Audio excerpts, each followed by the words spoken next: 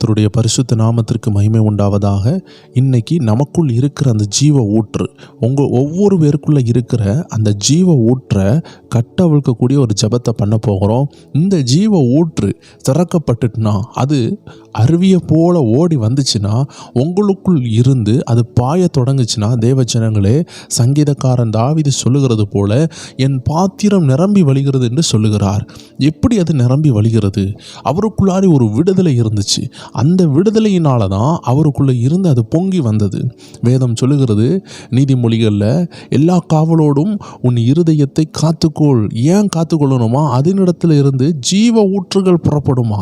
நீதிமொழிகள் 4:23 உங்களால் பார்க்க முடியும். இன்னைக்கு சத்துருனுடைய பெரிய தந்திரமே, தேவ ஜனத்தினுடைய ஆசீர்வாதம் வரக்கூடிய அந்த ஜீவ ஊற்றுகள், அந்த தண்ணிகள், அந்த மதகுகள், உங்களுக்குள் இருந்து வரக்கூடிய அந்த ஃபவுண்டைன், அந்த ஸ்ப்ரிங்ஸ் ஆஃப் லிவிங் வாட்டர் வரக்கூடிய அந்த ஜீவ தண்ணீர் உங்களுக்குள் இருந்து வரக்கூடிய உங்கள் இருதயமாகிய அந்த ஊற்று கண்களை அடைத்து வைத்திருக்கிறான். சில கல்லுகள் வேகமாக ஓடி வரக்கூடிய அந்த நதியினுடைய அந்த சேனல்னு சொல்லுவாங்க, கேனல்ஸ், அந்த நுழைவாய், அதை போகக்கூடிய அருமையான அந்த கால்வாயில் பெரிய பெரிய பாறைக்கல்களை அவன் குவித்து போட்டதுனால என்ன நடக்குது? இப்போ தண்ணி வரல, ஜீவன் இல்லை. ஜீவன் இல்லைன்னா என்ன ஆகும்னா, உங்கள் குடும்பத்தில் சமாதானம் இருக்காது. எவ்வளோ பணம் இருந்தாலும் சமாதானம் இருக்காது. இடம் இருந்தாலும் சந்தோஷம் இருக்காது. வீடுகள் இருந்தாலும் சந்தோஷம் இருக்காது. நான் விசுவாசிக்கிறேன், ப்ரேயர் டைம் ஜனங்களோடு சேர்ந்து இன்னைக்கு நம்ம பண்ண போகிற இந்த ஜெபம் நம்ம ஒவ்வொரு வேருக்குள்ளே இருக்கிற ஜீவ ஊற்றை திறக்கும். அதில் இருந்து பெரிய ஊற்றுகள் பாயும். சமரியா ஸ்திரியை பார்த்து ஆண்டு சொன்னார், அந்த ஜீவ நதியை பற்றி பேசினார். அதே போல் இன்னைக்கு நம்ம ஒவ்வொரு வேருடைய வாழ்க்கையில் இருக்கிற எத்தனை போராட்டமாக இருந்தாலும் இந்த ஊற்று புறப்பட்டு வரும்பொழுது அது சுத்திகரிக்கும்.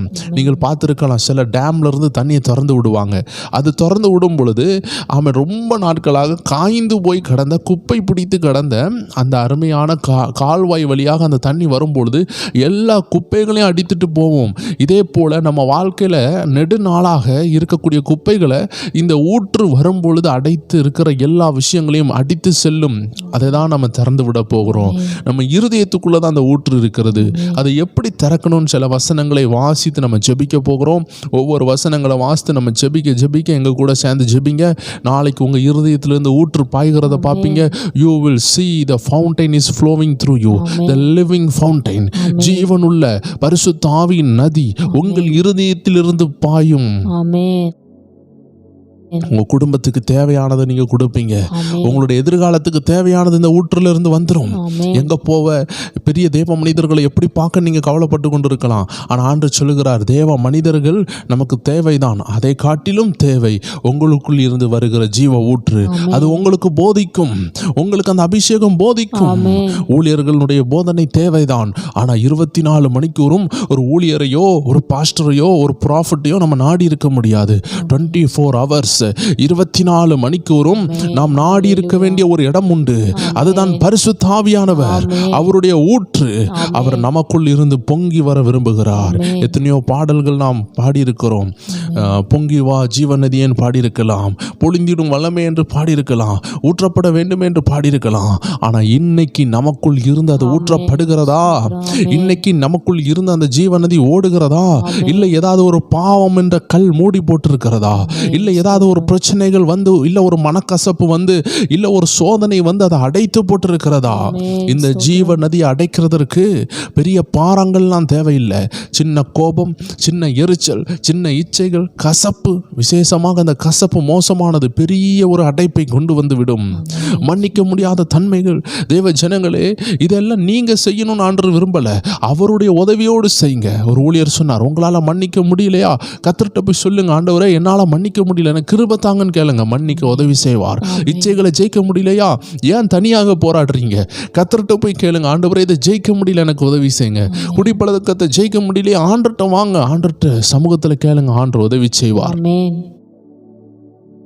இன்னைக்கு நமக்குள் இருக்கிற ஜீவ நதியை திறக்கக்கூடிய ஜெபத்தை பண்ண போகிறோம். எல்லா ஜனங்களும் ஆமீன் ஒவ்வொரு பேரும் இணைந்து நம்ம பண்ண போகிறோம். ஆயிரக்கணக்கான மக்கள் நம்ம இணையும் பொழுது ஒவ்வொரு பேருக்குள்ளே இருக்கிற ஜீவ தண்ணீர் திறந்துச்சுன்னா என்ன ஆசீர்வாதம் தெரியுமா? இப்போ ஒரு தெருவில் ஒரு கிணறு இருந்துச்சுன்னா அந்த வழிப்போக்கர்கள்னாலும் சரி, அந்த தெருவில் உள்ளவங்கள்னாலும் சரி, அந்த கிணறை நம்பி 100 பேர் இருப்பாங்க. இப்போ உங்களுக்குள்ள ஜீவ ஊற்று திறந்துட்டுனா இத்தனை நாள் நீங்கள் வேண்டான்னு சொன்ன உங்களை தேடி வருவாங்க. கிணறை யாராவது வேண்டான்னு சொல்லுவாங்களா? குடத்தை தூக்கிட்டு தேடி வருவாங்க. ஏன்னா கிணறுல இருந்து தண்ணி வருது. இதே போல உங்களுக்குள்ள இருந்து ஊற்று வர்றதுனால உங்களை தேடி வருவாங்க. உங்களை ஒதுக்கி வச்சவங்க தேடி வருவாங்க. வேண்டான்னு சொன்னவங்க தேடி வருவாங்க. காரணம் உள்ள இருக்கிற ஊற்று. பாருங்க, நம்ம சேர்ந்து இந்த வசனங்களை வாசித்து நம்ம என்ன செய்ய போகிறோம்? ஜெபிக்க போகிறோம். நீதிமொழிகள் 26 அதாவது 23வது வசனம், 4வது அதிகாரம் 23வது வசனத்தை வாசிக்க கேட்கலாம். எல்லா காவலோடும் உன் இருதயத்தை காத்துக்கொள், அதனிடத்திலிருந்து ஜீவ ஊற்று புறப்படும். எவ்வளவு அருமையான விஷயம் பார்த்தீங்களா தேவஜனமே? வேதம் அழகாக சொல்லுகிறது, ஞானம் தான் பொன் பொருளை காட்டிலும் விலையேற பெற்றது. அப்ப அந்த ஞானம் உங்க இருதயத்திலிருந்து புறப்படுகிறது. அது உங்களுடையது இல்லை, அது கர்த்தருடையது. ஆனா அது உங்க இருதயம் மூலமாக வெளியே வருது. அப்ப இந்த இருதயத்தை காத்துக்கொள்னு சொல்லுகிறாங்க. பழைய ஏற்பாட்டிலேயே இந்த ஊற்று இருக்கிறத நீதிமொழியை எழுதின தேவ மனிதர் கண்டுபிடித்திருக்கிறார். அதனால தான் சங்கீதக்காரர் பாருங்க 150 பாடல் சும்மா வருமா? வராது. வேதத்தில் எல்லாரும் எழுதுகிறாங்களே, இதெல்லாம் சும்மா வந்துச்சா? அவங்க சொந்த ஐடியாவா? இல்லை, அது தேவன் கொடுத்தாரு. அப்போ அது எங்கேருந்து வந்துச்சு? இருதயத்தில் இருந்து வந்துச்சு. பல ஆண்டுகளுக்கு முன்பதாக நான் ஒரு கன்வென்ஷனுக்கு போயிருந்தேன். அப்போ நான் ரொம்ப சிறியவனாக இருந்தேன். நான் 5ஆம் கிளாஸோ ஏதோ படித்து கொண்டு இருக்கிறேன். ரொம்ப ஆண்டுகளுக்கு முன்னாடி நான் அப்போ பார்க்குறேன், ஒரு அருமையான தேவமனிதர், வயதான தேவமனிதர். அப்படியே அவர் ஸ்டேஜிலிருந்து அவருடைய பாடலை பாடுறாரு. நான் யோசிக்கிறேன், இவருக்கு ஆண்டவர் சொந்தமாக பாடல் கொடுத்துருக்கிறாரு. இவ்வளோ அருமையாக இருக்குது. என்ன அது தொட்டுச்சு. அந்த பாடல் பயங்கரமாக எங்கள் உள்ளத்தை பாதித்தது. அவ்வளோ தூரம் அது அவ்வளோ அருமையாக இருந்துச்சு. அப்போ தான் நாங்கள் கேட்டுக்கொண்டே இருந்தோம், மெய் சிலிர்த்து போனோம். அந்த நாட்களில் இன்டர்நெட், இந்த மாதிரி செல்ஃபோன் வசதிகள், கேம் வசதிகள் இன்றைக்கி மாதிரி சின்ன பிள்ளைகள் விளையாடுற மாதிரி எதுவுமே எங்களுக்கு கிடையாது. ஆனால் அந்த வார்த்தை எங்களை அவ்வளோ கவர்ந்து இழுத்தது. நாங்கள் யோசித்தோம், இந்த மனுஷனுக்கு இந்த பாட்டு இவ்வளோ பயங்கரமாக ஆண்டவர் கொடுத்துருக்கிறாரு. கையை நீட்டினா பிசாசு அங்கே அலரும். அவர் தூரத்தில் ஸ்டேஜிலேருந்து நீட்டுவார். அங்கே 50வது அந்த லைனில் இருக்கக்கூடிய ஒரு பொம்பளை ஆட தொடங்கும். இங்கே எங்கேயாவது கையை நீட்டுவார். அபிஷேகம் அப்படியே அந்த ஆட்கள் மேலே விழும். இதெல்லாம் பார்க்கும்போது ஆச்சரியமாக இருக்கும். இது கண்கட்டி வித்தெல்லாம் கிடையாது. யாரும் கீழே விழுந்து தான் ஃபேண்டை கிழிக்கவோ சரியை நாசாக்கவோ விரும்ப மாட்டாங்க. இது பரிசுத்த ஆவியின் செயல். அப்படி தேவன் கிரியை செய்தார். அப்படி ஒரு பொய்யை சொல்லி ஒரு ஊழியை செய்கிறதுக்கு அவர் ஏதாவது ஒரு கூலி வேலையை பார்த்துட்டு போயிடுவார். ஊழியத்தை பொய் சொல்கிறதுக்காகவோ அந்த மாதிரி செய்ய அவர் வரல. அப்படிப்பட்ட நல்ல தெய்வ மனிதர் நிற்கும் பொழுது நான் யோசித்தேன், இந்த பாடல் எங்கிருந்துடா வருது? இவர் காதில் கேட்குமா இல்லை சிந்தனையில் வருமா அப்படின்னு நான் யோசித்து என்னையே குழப்பிக்கொண்ட நாட்கள் இருந்தது. ஒரு நாள் வந்தது, நான் ஜெபிக்க ஆரம்பித்தேன். கர்த்தர் என்னை தொட்டார். என்னுடைய நாவில் கர்த்தருடைய பாடலை வைக்க ஆரம்பித்தார். அப்போ தான் நான் கண்டுபிடிச்சேன், இப்போ 500 பாடல்கள் மேலே நான் சொந்தமாக எழுத கர்த்தருடைய ஆவியானவரின் இருதயத்தில் போடும் பொழுது தான் நான் உணர்ந்தேன், இது 500 எழுத செய்தது என்னுடைய அறிவு கிடையாது. என் காதுலையும் இது கேட்கல, என் சிந்தனையிலையும் இது வரலை, என் கண்கள்லையும் இது பார்க்க முடியலை. ஆனால் என் இருதயத்தில் இருந்து வந்தது. தேவ ஜனமே, இருதயத்துக்குள்ள ஊற்று இருக்குது. இந்த ஊற்றை திறந்துட்டீங்கன்னா இது பரிசுத்த ஆவியானவர் செயல்படுவார். பிரையர் டைம் ஜனங்கள் ஏதோ நான் ஒரு புஸ்தகத்தில் இருந்து எழுதிட்டு வந்து பேசுகிறேன்னு யாரும் நினைக்க முடியாது. காரணம், ஒவ்வொரு வாட்டியும் நான் பேசுகிறது ஆவியானவரின் இருதயத்திலிருந்து பேசுகிறார். பல செய்திகளில் நான் சொல்லியிருப்பேன், இதுதான் ஊற்றினுடைய வல்லமை. கர்த்தர் உங்க ஊற்றை திறந்துட்டார்னா அருவியை போல வரும். இந்த ஊற்றை திறக்கணும்னு அவர் நினைக்கிறாரு. எத்தனை பேர் விசுவாசிக்கிறீங்க? இன்னைக்கு கர்த்தர் அடைப்பட்டு இருக்கிற உங்க ஊற்றை திறக்க அவர் சித்தமுள்ளவரா இருக்கிறார். அந்த ஊற்றை திறக்கணும்னா நான் என்ன செய்ய? What shall I do to open the fountains inside of my belly, inside of my inner being? என்னுடைய உள்ளத்தில் இருந்து, என் அடி வயிற்றில் இருந்து, என் உள்ளான மனுஷன்ல, என் ஆவிக்குரிய மனுஷன்ல இருக்கக்கூடிய அந்த ஊற்று, அந்த ஜீவ நதி எப்படி திறக்கப்படும் என்று வேதனையோடு இருக்கிறீங்களா? என்று கலங்கி போய் இருக்கிறீங்களா? கர்த்தருடைய ஆவியானவர் உங்களை பார்த்து பேசுகிறார். உங்களை சிறக்க பண்ணுகிறவர். ஒரு மனுஷனுடைய கலரை வச்சு இந்த உலகம் அழகுன்னு சொல்லும். ஒரு மனுஷனுடைய உடம்பு அழகை வைத்து சொல்லும். அவனுடைய உயரத்தை வச்சு சொல்லும். அவனுடைய பணத்தை வச்சு சொல்லும். ஆனால் கர்த்தர் பார்க்கும் பொழுது அதெல்லாம் தாண்டி உங்கள் இருதயத்தை பார்க்கிறார். ஆண்டவர் சாமுவேல் தீர்க்கதரிசியை பார்த்து சொன்னார், மனுஷன் பார்க்கிற பிரகாரமாக நான் பார்ப்பதில்லை. மனுஷனோ முகத்தை பார்ப்பான், நானோ அகத்தை பார்ப்பேன். அகத்தில் இருக்கிற இருதயம் வெளுத்திருக்குதான் நான் பார்ப்பேன். வெளியே வெள்ளையா இருக்கலாங்க, இருதயம் கருத்து போய் இருக்கும். வெளியே இருக்கிற வெள்ளைய கர்த்தர் விரும்பல, உள்ள இருக்கிற இருதயத்தின் வெள்ளையை அவர் விரும்புகிறார். எத்தனை பேர் விசுவாசிக்கிறீங்க? இன்னைக்கு வெளியே வெள்ளையா இருப்பாங்க, உள்ள கருத்து போய் இருக்கும். ஒரு தேவ மனிதர் PV ஆசாரி என்ற தேவ மனிதர் கருப்பா தான் இருப்பார். அவரை ஆண்டவர் வெளிநாட்டுக்கு கொண்டு போனாரு. அந்த தேவ மனிதனுக்கு முன்னாடி யாராலையும் நிற்க முடியாது, அவ்வளவு வல்லமையான தேவ மனிதர். அவர் அமெரிக்கா தேசத்துல போயிட்டு 2 வார்த்தையை தான் பிரசங்கம் பண்ணாரு. அவருக்கு இங்கிலீஷும் தெரியாது, ஆனா அவருக்கு தெரிந்த இங்கிலீஷ்ல ஒரு செய்தியை கொடுத்தாரு. அவர் சொன்னாரு, ஐ பிளாக் இன்சைடு ஒயிட்னு சொன்னாரு. அவரை பத்தி சொல்றாரு, நான் கருப்பா இருக்கேன், எனக்கு உள்ள வெள்ளையா இருக்குன்னு சொன்னாரு. அடுத்த ஒரு செய்தியை சொன்னாரு, வெள்ளைக்காரங்களை பார்த்து கையை நீட்டினாரு. எல்லாரும் எதிர்பார்த்து கொண்டிருந்தாங்க, இவர் தீர்க்க தரிசனம் சொல்வாரா, இவர் பிசாசை விரட்டுவாரா, அது எல்லாம் அந்த மனுஷன் மூலமாக கர்த்தர் செய்வாரு. ஆனா முதலாவது அவர் சொன்னாரு, நீங்க மனம் திரும்பணும். அதற்கு ஒரே ஒரு செய்தியை சொன்னாரு, யூ ஒயிட் இன்சைடு பிளாக் இப்படின்னு சொன்னாரு. நீங்க வெள்ளையா இருக்கிறீங்க, ஆனா உள்ள கருப்பா இருக்குது. இதை மாத்தினா அற்புதம் நடக்கும்னு சொன்னாரு. இதை தாங்க 45 நிமிஷம் சொன்னாரு. அவரு கையில கொடுத்த அந்த 1 hour செய்தியில 45 நிமிஷம் அவர் சொன்னாரு, I black inside white, you white inside black. இதை 45 நிமிஷம் சொல்லும் பொழுது ஒரு பெரிய எழுப்புதல் அந்த இடத்துல வந்தது. தேவ ஜனங்களே, நம்மளுடைய சொல்லினுடைய இனிமையினால ஆத்துமாக்கள் ரட்சிக்கப்பட போறதில்ல. உங்க கணவர்கிட்ட நீங்க ஆமென் நயமா பேசுனதுனாலே அவங்க ரட்சிக்கப்பட போறதில்ல. உங்க இருதயம் வெளுத்துச்சுன்னா, உங்களுக்குள்ள இருக்கிற ஆத்துமா, உங்களுக்குள்ள இருக்கிற ஆவியில பரிசுத்த ஆவியானவர் ஊற்ற திறப்பாருனா, உங்க வாயிலிருந்து வருகிறதெல்லாம் ஜீவன், உங்க வாயிலிருந்து புறப்படுகிறது அடுத்தவங்களை திருப்தியாக்கும். எத்தனை பேர் விசுவாசிக்கிறீங்க? இன்னைக்கு கர்த்தர் உங்கள் இருதயத்தை வெள்ளையாக்க விரும்புகிறார், சுத்தமாக்க விரும்புகிறார். அதிலிருந்து ஊற்றுகளை புறப்பட பண்ணுகிறார். இத்தனை நாள் நீங்கள் இல்லைன்னு நினைச்சது உங்க ஊற்ற திறந்துட்டார்னா, உங்க இருதயத்தில் ஜீவ நதியை திறந்துட்டார்னா அது வர தொடங்கிரும். எத்தனை பேர் விசுவாசிக்கிறீங்க? அந்த ஊற்றை நான் பெற்றுக்கொள்ளணும், அது எனக்குள் இருந்து ஆரோக்கிய நதியாய் ஓடணும். தேவ ஜனங்களே, 9 கனிகள் இருக்குது, 9 வரங்கள் இருக்குது. இந்த அருமையான ஊற்று செயல்பட்டுச்சுன்னா உங்களுக்குள்ள இருந்து இந்த 9 9 18க்கு மேற்பட்ட, கிட்டத்தட்ட 25க்கு மேற்பட்ட ஊற்று உங்களிலிருந்து புறப்பட தொடங்கிடும். அதனால தான் வேதம் சொல்லுகிறது, அவர்கிட்ட விசுவாசமாக இருக்கும் பொழுது என்ன புறப்படுமா? ஊற்று கண்கள். அது ஊற்று மட்டும் கிடையாது. நம்ம வாசித்த வசனம், அதை வாசிக்கலாம் இருக்க கூட. எல்லா காவலோடும் உன் இருதயத்தை காத்துக்கொள், அதனிடத்து நின்று ஜீவ ஊற்று புறப்படும். இதில் சிங்குலராக போட்டிருக்கிறது.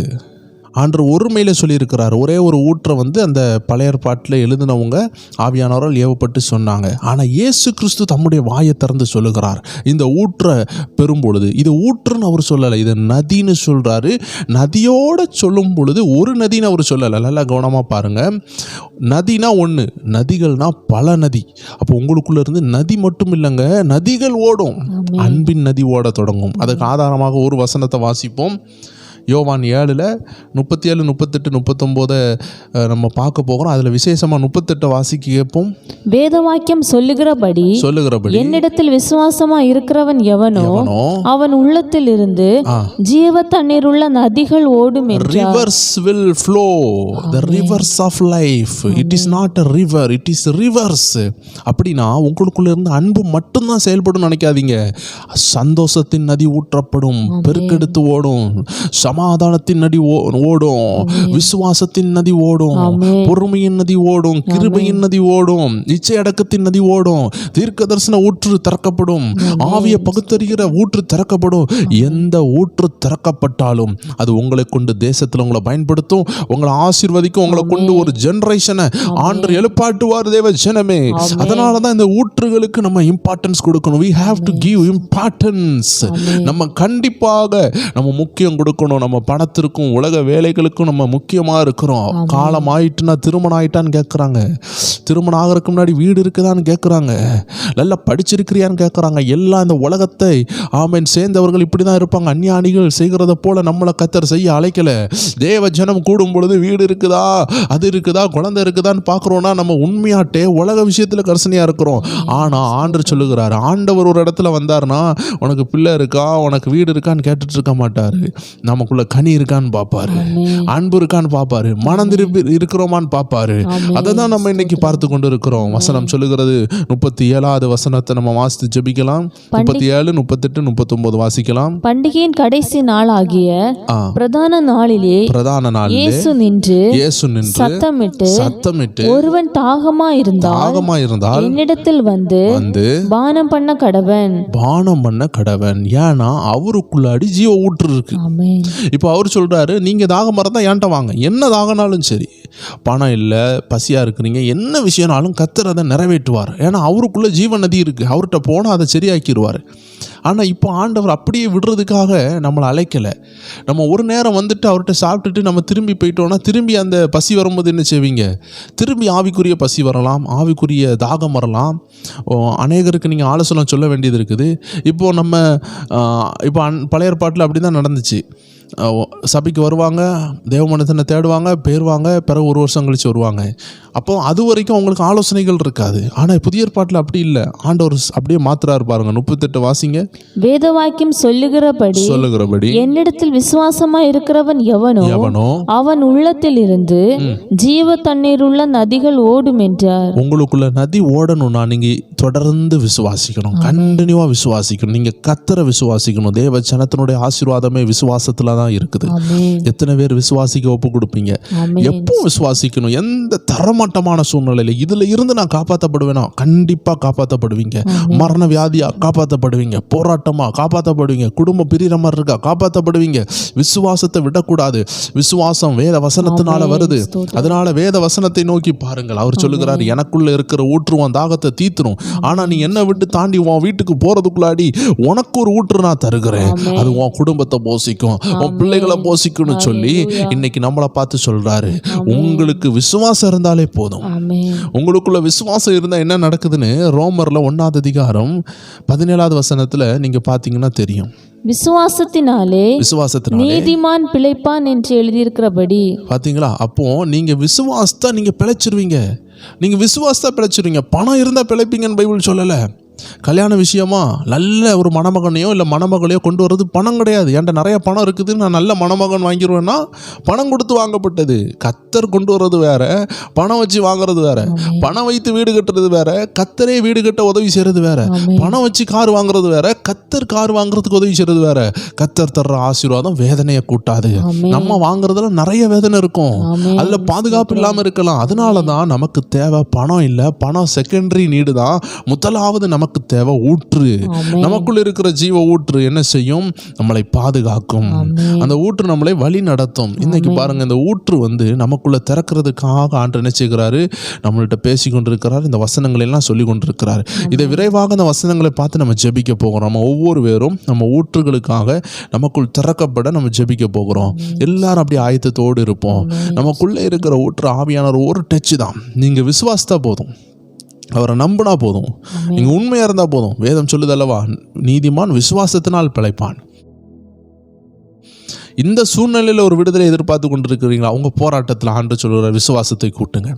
நிறைய பேர் சொல்லுவாங்க, நான் விசுவாசிக்க தான் செய்கிறேன். அது பேர் விசுவாசம் இல்லை. சும்மா ஒரு வீட்டில் உட்காந்துட்டு நான் இயேசுவை நம்புறேன்னு சொல்றது விசுவாசம் கிடையாது. வேதத்தை வாசிக்கணும், சத்தியங்களை கேட்கணும், அதற்கு 100% நம்பணும், விசுவாச பாதையில் உங்களை விட்டு கொடுக்கணும். அதாவது கிரியை இல்லாத விசுவாசம் இருக்குதுங்க. நீங்க கர்த்தரை நம்புறேன்னு சொல்லிட்டு கிரியையில மறுதளிச்சிட்டு இருப்பீங்க. கர்த்தர் தருவாரான்னு ஒரு நம்பிக்கை இல்லாமல் இருக்கும். கண்ணை மூடிட்டு 100% நம்புறது. அதை நம்ம வேகமாக நம்ம பார்த்துட்டு நம்ம என்ன செஞ்சிருவோம்? ஜெபிக்க ஆரம்பிச்சிடும். 39 வாசிங்க. தம்மை விசுவாசிக்கிறவர்கள் அடைய போகிற ஆவியை குறித்து இப்படி சொன்னார், இயேசு இன்னும் மகிமைப்படாதிருந்தபடினால் பரிசுத்த ஆவி இன்னும் அருளப்படவில்லை. அப்ப நமக்குள்ள இருந்து பாயிர ஊற்றினுடைய இன்னொரு பேர் என்ன? பரிசுத்த ஆவி என்ற ஜீவ நதி. ஆமென். நமக்குள்ள இருந்து தண்ணி மாதிரி வெளியே புறப்பட்டு போகிறவர் பரிசுத்த ஆவியானவர். அந்த பரிசுத்த ஆவியானவரை பெற்றுக்கொள்றதுக்கு தகுதி என்ன? இயேசுவ கிறிஸ்து என்று விசுவாசிக்கணும், தொடர்ந்து விசுவாசிக்கணும். இயேசுவ கிறிஸ்து என்று நம்ம விசுவாசித்தோம், ஆனா தொடர்ந்து விசுவாசிக்கிறோமான்னு பார்த்தா நம்ம ஒரு ஓரமா வீட்டில் உட்காந்து இயேசுதான் தேவன் சொல்லுவோம். ஆனா பைபிள் எடுத்து நம்ம தியானிச்ச மாதிரி இருக்காது. தியானிப்போம், சும்மா வாசித்துட்டு விட்டுருவோம். அதை பத்தி ஆண்டவர் சொல்லலை. தொடர்ந்து அதுக்குள்ள டீப்பா போகணும், டீப்பாக வாசிக்க ஆரம்பிக்கணும். வசனத்தை உணவாக நம்ம கொள்ள ஆரம்பிக்கணும். ஒரு வசனத்தை எடுத்து இல்லை ஒரு 5 வசனத்தை எடுத்து ஒரு நாளில் மெடிடேட் பண்ணிக்கிட்டே இருக்கணும். இதை ஆண்டு எதிர்பார்க்குறார். இரவும் பகலும் தியானிக்க அவர் எதிர்பார்க்குறார். இப்படி நீங்கள் அவர் மேலே கண்டினியூவா, வேலையில் போராட்டமாக உடனே விசுவாசிங்க, குடும்பத்தில் போராட்டமாக சண்டை போடுறதுக்கு பதிலாக விசுவாசிங்க. என்ன நடந்தாலும் விசுவாசிக்கிற ஒரு தேவ பிள்ளையினுடைய இருதயத்திலிருந்து ஊற்று புறப்படும். சமரியா ஸ்திரீயினுடைய காரியத்தை வாசிக்கலாம். அதில் ஆண்டு ரகசியத்தை சொல்கிறாரு. யோவான் 4:13-14.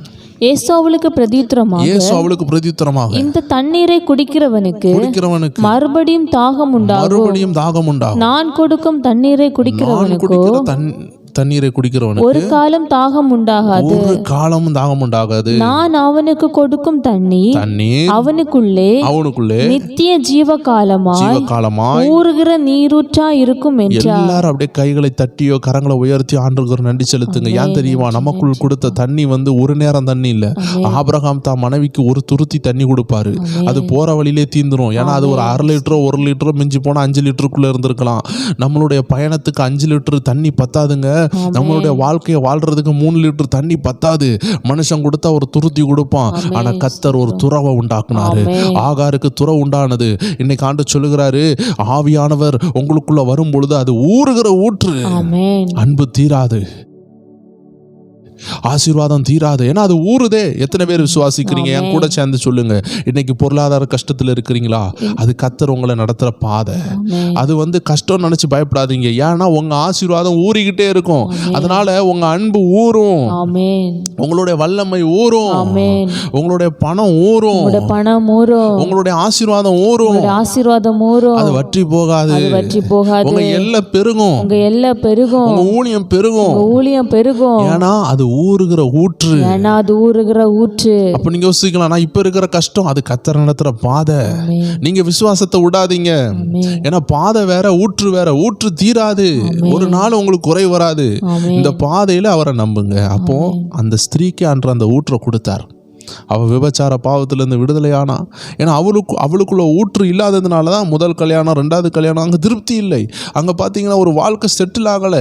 அவளுக்கு ஒரு செட்டில்மெண்ட் ஆகலை. பிசாசு அவளை ஏவிக்கிட்டே இருக்கிறான். இப்போ விட்டுருந்தா அவள் மறிக்கிறதுக்கு முன்னாடி ஒரு 15 திருமணமாவது பண்ணியிருப்பான். ஆண்டவர் அந்த கட்டை உடைச்சாரு.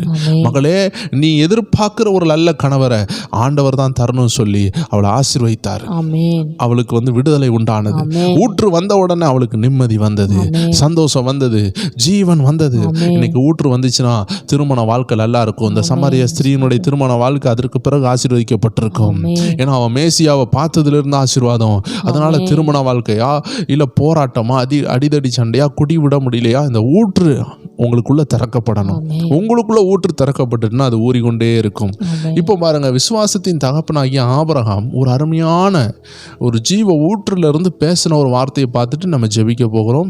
ஆதியாகமம் 22:7-8 வாசிக்கலாம். அப்பொழுது ஈசாக்கு தன் தகப்பனாகிய ஆபிரகாமை நோக்கி என் தகப்பனே என்றான். அதற்கு அவன் என் மகனே இதோ இருக்கிறேன் என்றான். அப்பொழுது அவன் இதோ நெருப்பும் கட்டையும் இருக்கிறது, தகன பலிக்கு ஆட்டுக்குட்டி எங்கே என்றான். அதற்கு ஆபிரகாம் என் மகனே தேவன் தமக்கு தகன பலிக்கான ஆட்டுக்குட்டியை பார்த்துக் கொள்வார் என்றான். ஹல்லேலூயா. பாத்தீங்களா, அவனுடைய வாயின் வார்த்தையின்படியே ஆனது. அதனால ஜீவ ஊற்று ஒருத்தவங்களுக்குள்ள ஆக்டிவேட் ஆயிட்டுனா அவங்க அவிசுவாசமா பேச மாட்டாங்க. இன்னைக்கு இந்த ஊற்று எத்தனை பேருக்குள்ள ஆக்டிவேட் ஆகணும், எத்தனை பேருக்குள்ள செயல்படணும். ஆபிரகாமுக்குள்ள அது செயல்பட ஆரம்பிச்சிச்சு. ஆனா அது பரிசுத்த ஆவியின் 100% ஊற்று கிடையாது, பட் ஒரு சின்ன ஊற்று. ஆனா புதிய ஏற்பாட்டில் 100% 100க்கு 100 பரிசுத்த ஆவியானவர் உங்களுக்குள்ள தங்கி இருப்பாரு.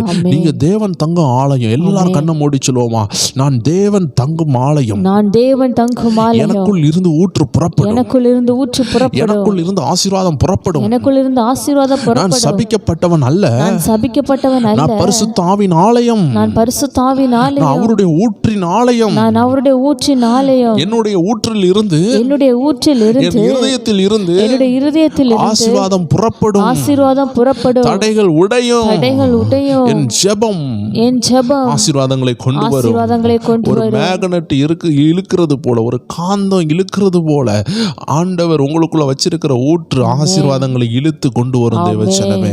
அதனால எனக்கு ஆசீர்வாதம் இல்லை நீங்க பயப்பட வேண்டாம். எல்லாரும் நம்ம ஜெபிக்க போகிறோம். குறைஞ்சது ஒரு 5 ஜெப குறிப்பாவது நம்ம பண்ணலாம். முதலாவது, ஆண்டவரே இந்த ஊற்றை குறித்து நான் அறிந்து கொண்டேன், நான் உங்களை நம்புகிறேன்னு சொல்லுங்க. நம்பி எனக்குள் இருக்கிற ஊற்றை தரங்கன்னு சொல்லி இப்ப நம்ம ஜெபிக்கலாம். நம்ம ஜெபிக்கும் பொழுது எல்லாருடைய இருதயத்துல என்ன அடைப்பு இருந்தாலும் நீங்க மனதார ஜெபிச்சிங்கன்னா அந்த கல்லை கத்தர் இன்னைக்கு எடுத்து போடுவாரு. உங்களுக்குள்ள இருந்து துதி வரும். ஊற்று திறந்துட்டுனா உங்களுக்குள்ள பாட்டு வரும், உங்களுக்குள்ள ஜெபம் வரும். நீங்க ஃப்ரீயா இருப்பீங்க, சந்தோஷமா இருப்பீங்க. எல்லாரும் அப்படியே கண்ணை மூடுங்க, ஆண்டவர்ட்ட கேளுங்க. முதல் ஜெப குறிப்பு, ஊற்று தரங்கன்னு கேளுங்க. எல்லாரும் அப்படியே கண்களை மூடி கேளுங்க. ஆண்டவரே, please open the fountain inside of me. எனக்குள் இருக்கிற அந்த ஜீவ நதியை திறங்க. எனக்குள் இருக்கிற இந்த தடையை உடைங்கன்னு கேளுங்க. இந்த தடையினால தான் நீங்க பாவம் செய்து கொண்டிருப்பீங்க. இந்த தடையினால தான் தரித்திரமா இருக்கும். இந்த தடையினால தான் வீட்டில் பண கஷ்டம் இருக்கும். இந்த தடையினால தான் விசுவாச வார்த்தை வராது. எப்போ அவிசுவாச வார்த்தை. இன்னைக்கு கர்த்தர் அதை உடைக்கிறார். உங்க இருதயம் விடுதலை ஆகிறது. உங்க இருதயம் விடுதலை ஆகிறது. எல்லாரும் கேளுங்க, ஏசப்பா என் இருதயத்தை திறங்க, ஏசப்பா என் இருதயத்தை திறங்க. அந்த ஊற்று அடைக்கிற எந்த சுபாவமா இருந்தாலும் என்னை விட்டு மாற்றுங்கன்னு சொல்லுங்க. ஊற்று அடைக்கிற ஏதாவது சுபாவங்களா இருந்தா என்னை விட்டு மாற்றுங்க. அந்த ஊற்று எனக்குள் திறக்கப்படட்டுன்னு சொல்லுங்க. ஊற்று திறக்கப்படட்டுன்னு சொல்லுங்க.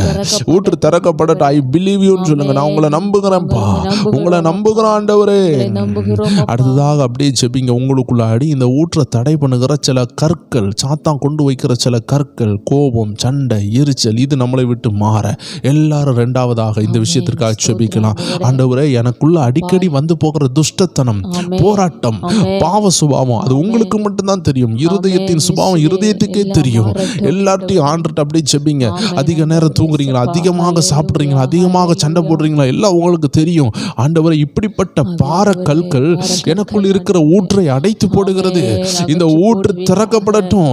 அந்த பாவ பழக்கங்கள் இப்போ உடையட்டும். என்னை விடுதலையாக்குங்க என்று கேளுங்க. கர்த்தர் விடுதலையாக்கி கொண்டிருக்கிறார். கர்த்தர் விடுதலையாக்கி கொண்டிருக்கிறார். சாலமோன் ஒரு சகோதரன் இருக்கிறீங்க, அழுது ஜெபித்து கொண்டிருக்கிறீங்க. கர்த்தர் உங்களை விடுதலையாக்கி கொண்டிருக்கிறார். ஹல்லேலூயா. ரத்னம் என்ற ஒரு குடும்பத்தை சேர்ந்த ஒரு சகோதரி மேல ஆவியானவர் இறங்கி கொண்டிருக்கிறார். ஹல்லேலூயா. ரபா ஷதலா பரதரபா. ஹல்லேலூயா.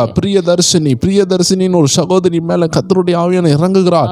இதை கேட்டுக்கொண்டிருக்கிற ஒவ்வொருவருடைய காதுகளிலும் கர்த்தருடைய கரம் இறங்கி கொண்டிருக்கிறத பார்க்கிறேன். ஏன்னா இனி உங்க கர்த்தருடைய ஆமென் காதாக உங்க காது, அதாவது கர்த்தருடைய வார்த்தையை கேட்கக்கூடிய ஒரு சத்தத்தை கேட்கக்கூடிய காதாக உங்க காது மாறுகிறதை நான் பார்க்கிறேன். ஹல்லேலூயா. Thank you Holy Spirit. ஒவ்வொரு மேலே அக்கினி இறங்கி கொண்டிருக்கு. ஒவ்வொரு மேலே அக்கினி இறங்கி கொண்டிருக்கு. ஒரு சகோதரன் கார் ஓட்டிக்கொண்டே இதை கேட்குறீங்க. நீங்க ஒரு டிரைவரா இருக்கிறீங்க. கர்த்தருடைய ஆவியானவர் உங்களோடு பேசிக்கொண்டு இருக்கிறார். ஹல்லேலூயா. படுக்கையில இருக்கிற ஒரு சகோதரனை நான் பார்க்கிறேன். வியாதி, நெடுநாளா வியாதி. கர்த்தர் இந்த அருமையான ஜெபத்தில் உங்களை தூக்கி எழுப்புகிறார். நீங்க படுக்கை மாறுகிறது. Rise from your deadly bed, rise from the sick bed and walk in Jesus name. இயேசுவின் நாமத்தில் எழும்பி நடங்க. எழும்பி ஆண்டவருடைய ஊழியத்தை செய்யுங்க. எழும்பி அவருடைய சேவையை செய்யுங்க. அவருக்காக வாழுங்க. அவருக்காக நில்லுங்க. அவருக்கு மரியாதையை செலுத்துங்க. அநேகரை கர்த்தர் தொட்டு கொண்டிருக்கிறார். அநேகருக்கு விடுதலை நடந்து கொண்டிருக்கிறது. அநேகருடைய கற்பத்தின் கட்டு உடைகிறத பார்க்கிறேன். பேரன்னஸ், கற்ப பையில தடை இருக்கிறவங்க அப்படியே வைத்துக் கொள்ளுங்க. அதெல்லாம் தடை தான். பிசாசு வச்ச தடை, ஊற்ற வெளியே பாய விடாமல் இருக்கிற தடை இப்பொழுது பிரேக், உடைவதாக, உடைவதாக. நசரேயனான இயேசுவின் நாமத்தில் அந்த தடை உடைவதாக.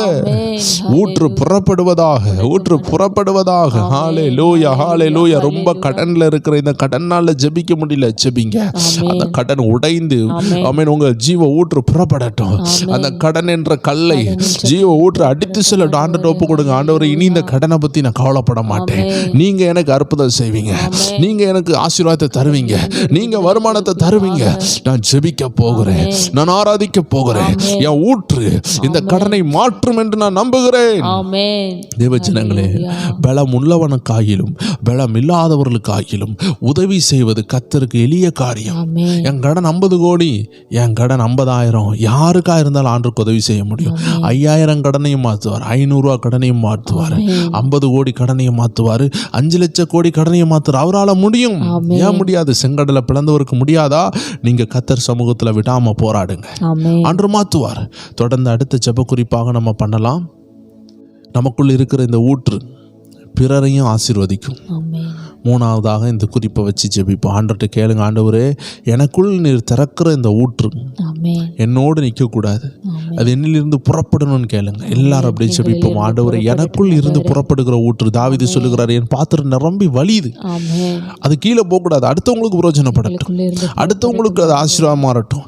நான் மட்டும் பணக்காரனா, ஒரு ஆசீர்வாதம் உள்ளவனா, நான் செழிப்பா ஒரு வீடை கட்டுறவனா, என் பிள்ளைகளை படிக்க வைக்கிறவனா இல்லை, 4 ஏழைகளை படிக்க வைக்கிறவனா, 4 ஏழைகளுக்கு ஒரு வீடை கட்டி வாடகைக்காவது கொடுக்கிறவனாக, ஏதோ ஒரு ஹெல்ப் பண்ணக்கூடிய ஒரு தகுதி எனக்கு உண்டாக அந்த ஜீவ ஊற்று பாயட்டும் சொல்லுங்க. ஜீவ ஊற்று பாயட்டும் சொல்லுங்க. ஜீவ ஊற்று பாயட்டும் சொல்லுங்க. ஜீவ ஊற்று பாயட்டும் சொல்லுங்க. ஒவ்வொரு பேருக்குள்ள இருந்து உருவாகிற இந்த ஊற்று இனிமே பாய தொடங்கும். உங்க பிசினஸ்ல, உங்க கம்பெனில, உங்க பிள்ளைகள் வாழ்க்கையில, ஆமென், உங்களுக்குள்ள இருந்து இனி அந்த ரிவர் ஆஃப் லிவிங் வாட்டர் அது பாய தொடங்குது, பாய தொடங்குது. அதை உபயோகப்படுத்துங்க, இல்லைன்னு சொல்லாதீங்க, உபயோகப்படுத்துங்க. ஹல்லேலூயா, ஹல்லேலூயா. அடுத்ததாக தேவ ஜனங்களை எல்லாரும் சேர்ந்து ஒரு ஜெப குறிப்பை பண்ணி முடிக்க போகிறோம். எலியா பரலோகத்தில் எடுத்துக்கொள்ளப்பட்டார். அந்த நேரம் எலிசா தான் இருந்தார். இப்போ எலியா இல்லைன்னு சொல்லிட்டு அவர் கவலைப்படலை. ஆண்டவர் கொடுத்த கிருபையை பயன்படுத்தினார். எலியா மேலிருந்து விழுந்த அந்த சால்வையை எடுத்து அடித்தார், பிரிந்தது. தேவ ஜனமே, இன்னைக்கு நம்ம கூட ஊழியர்கள் இல்லாமல் இருக்கலாம், நம்ம நம்பினவர்கள் இல்லாமல் இருக்கலாம், நமக்கு ஜெபித்தவர்கள் இல்லாமல் இருக்கலாம். ஆனால் உங்களுக்குள்ள ஒரு பரிசுத்த ஆவி இருக்கிறாரு. அந்த பரிசுத்த ஆவியின் ஊற்றில் நிரம்பி ஜெபித்து பாருங்க. நெடு நாள் உடையாத கட்டு உடையும். ஆபிரகாமால கூட ஒரு ஊற்றை கொண்டு வர முடியல.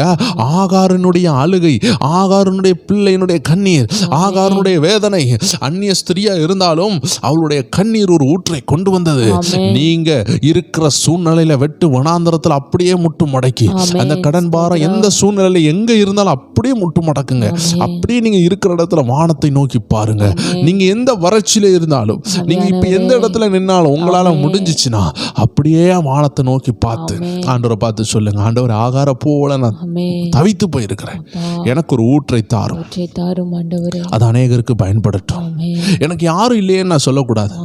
ஆகார் சொல்லியிருக்கலாம், என் கணவர் என்ன விரட்டி விட்டாரு, என் எஜமாட்டி விரட்டி விட்டாங்க, என் கணவரே விரட்டின பிறகு நான் இதுக்கு வாழணும் அப்படின்னு அவங்க சொல்லாமல் அந்த பிள்ளைக்காக நின்னாங்க. இன்னைக்கு உங்களை நம்பி நிறைய விஷயம் இருக்குது.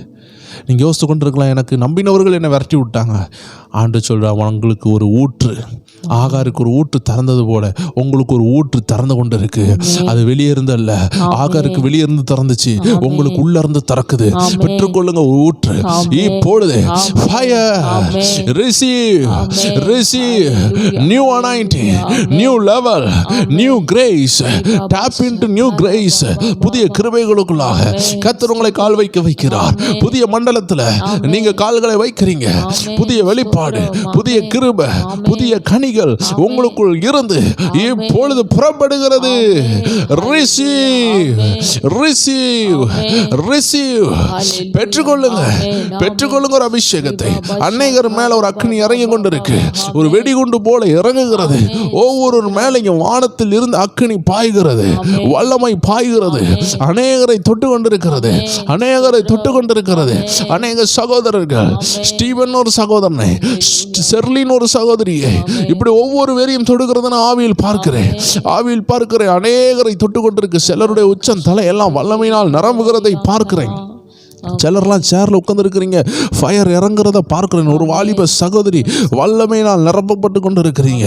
கர்த்தருடைய ஆவியானவர் நிரப்பி கொண்டு இருக்கிறார். அநேக முதியோர்களை தொட்டு கொண்டு இருக்கிறார். உங்க கடன் பாரங்களை குறித்து கவலையோடு இருக்கிறீங்க, கண்ணீரோடு இருக்கிறீங்க. கர்த்தர் விடுதலையாக்க சுத்தமா இருக்கிறார். ஒப்பு கொடுங்க. இந்த ஊற்று உங்களுக்குள் இருந்து பாயும். இது பாஞ்சிச்சுன்னா உங்க குடும்பத்தில் ஒரு ரட்சகனை எழுப்பும். ஒரு நபர் எழும்புவாங்க, அத்தனை கடனையும் தீப்பாங்க. ஒரு பிசினஸ் தொடங்குவீங்க, அத்தனை கடனும் மாறும். ஏதோ ஒரு விதத்துல கர்த்தர் உங்க குடும்பத்தை எல்லா எல்லாவித நெருக்கடியிலிருந்து விடுதலையாக்க ஒரு ஊற்றை திறக்கிறாரு. நிறைய பேர் யோசிக்கலாம், கர்த்தர் ஊற்று திறந்தா ஏன் பூமிக்குள்ள வாழ்க்கை மாறுமான்னு கேட்டிங்கன்னா, யோவான் 4 பாருங்க.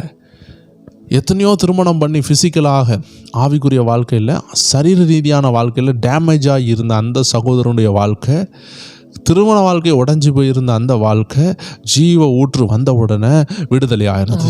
இதே போல் ஜீவ ஊற்று வந்துச்சுன்னா ஃபிசிக்கலாகவும் விடுதலை நடக்கும். நீங்கள் எந்த விஷயத்தில் பிசாசால் கட்டப்பட்டிருக்கிறீங்களோ அது மாறும். அது கேன்சராக இருந்தால் அது மாறும், அது கிட்னி ஃபெயிலியராக இருந்தால் அது மாறும். கர்த்தர் அதை செய்வார். நீங்கள் செய்ய வேண்டியதெல்லாம் அந்த ஊற்று உங்களுக்குள்ளிருந்து பாய விடணும். ஊற்றை பாய விடணும்னா நீங்கள் விசுவாசிக்கணும். அதை தான் நம்ம ஆரம்பத்தில் வாசித்தோம். வேத வசனம் சொல்லுகிறது, தேவ வாக்கியம் சொல்லுகிறபடி என்னிடத்தில் விசுவாசமாக இருக்கிறவன் எவனோ அவன் உள்ளத்தில் இருந்து ஜீவ தண்ணீர் உள்ள நதிகள் ஓடும். This is the secret. ஒவ்வொரு ஊழியர்களையும் கர்த்தர் பயன்படுத்துறது காரணம் அவர்களுக்குள்ள இருந்து ஜீவ நதி ஓடுச்சு. அதற்கு அவங்க விட்டு கொடுத்தாங்க. எல்லா காவலோட அவங்க இருதயத்தை காத்து கொண்டாங்க. வீடை பூட்டினியா, அதை பூட்டினியா, பீரோ பூட்டினியா, சாவி எடுத்தியா, லாக்கரை பூட்டினியான்னு யோசிக்கிற மனுஷ குலத்தில் இருதயத்தை காத்து கொண்டீங்களான்னு யோசித்த நபர்களை தான் கர்த்தர் பயன்படுத்தினார். இருதயத்தை காத்துக்கொள்ள வேண்டும்.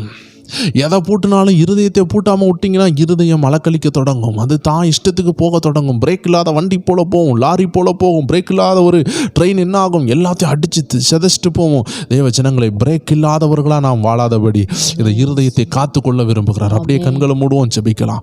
எல்லா காவலோடு இருதயத்தை காத்துக்கொள்ளுங்கன்னு சொன்ன ஆண்டவரே, எங்கள் இருதயத்தை காத்துக்கொள்ள உதவி செய்யுங்க. அதிலிருந்து ஊற்றுகள் புறப்பட உதவி செய்யுங்க. இதை கேட்டுக்கொண்டிருக்கிற ஒவ்வொருவரையும் ஆசீர்வதிங்க. இன்னைக்கு இந்த ஊற்று திறந்ததுக்காக நன்றி. இதன் மூலமாக அவர்கள் வாழ போகிறதுக்காக நன்றி. அவர்கள் சாதிக்க போகிறதுக்காக நன்றி. கோடிக்கணக்கான அவன் பணம் என் அக்கௌண்ட்டில் இருக்கிறத காட்டிலும் எனக்குள் இருக்கிற ஜீவநதி திறந்ததுக்கு நன்றின்னு ஒவ்வொரு பேரையும் சொல்ல வைங்கப்பா. ஒவ்வொரு பேருக்கும் கோடிகளை காட்டிலும் அவர்களுக்குள் இருக்கிற அந்த ஜீவ நதியின் விலையை அவர்கள் புரிந்து கொண்டு அதை செயல்படுத்த அவர்கள் கிருபை கொடுங்க, ஆசீர்வதிங்க, ஒவ்வொரு வேலையும் பலப்படுத்துங்க. இயேசு கிறிஸ்துவின் நாமத்தில் ஜெபிக்கிறோம் எங்கள் ஜீவனுள்ள நல்ல பிதாவே. ஆமேன், ஆமேன், ஆமேன். God bless you. எல்லா ஜெப நேர குடும்பத்தாருக்கும் அன்பின் வாழ்த்துக்கள். தொடர்ந்து ஒவ்வொரு நாள் நிகழ்ச்சி இருக்கிறது. எல்லா நாள் அதிகாலை ஜெபத்தை பாருங்கள். அதில் உங்களுக்கு சொல்லப்படும். கர்த்தர் உங்களை ஆசீர்வதிப்பாராக. பெற்றுக்கொண்ட ஜீவநதியை காத்து கொள்ளுங்க. ஒவ்வொரு முறையும் சாத்தான் நம்ம இருதயத்தில் கற்களை வைத்து அடைக்கும் பொழுது அதை திறந்து விடுறது தான் நம்ம வேலையாக இருக்கணும். That is our first priority. நம்மளுடைய முதல் உரிமை. நம்ம செய்ய வேண்டிய முதல் விஷயம், முதலாவது அவருடைய ராஜ்யம், அது சம்பந்தமான விஷயம். ரெண்டாவது தான் பணம், படிப்பு, பட்டம் எல்லாமே. இது நீங்கள் கவனமாக இருந்தீங்கன்னா என்றைக்குமே நிலச்சி நிற்பீங்க. நீங்கள் அசைய மாட்டீங்க. கர்த்தர் உங்களை ஆசீர்வதிப்பாராக. God bless you. உங்கள் ஜெப குறிப்பு ஏதாவது இருக்கும் என்றால் கமெண்ட்ஸில் எழுதுங்க. உங்களுக்காக ஜெபிக்கலாம். தொடர்ந்து நிகழ்ச்சிகளை வாட்ச் பண்ணுங்கள். God bless you.